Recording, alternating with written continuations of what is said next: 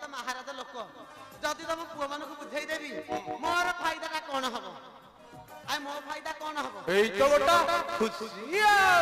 ହବ ଯେ ଆଚ୍ଛା ଗୋଟେ କାମ କର କଣ ତମେ ଯା ମୁଁ ସେ ବାରିଖାଙ୍କୁ ଡାକୁଛି ଯଦି ବୁଝେଇ ଦେଲି ତାହେଲେ ତମ ପାଖକୁ ନେଇକି ହଉ ଠିକ ଅଛି ଯା ଯା ଯା ଯା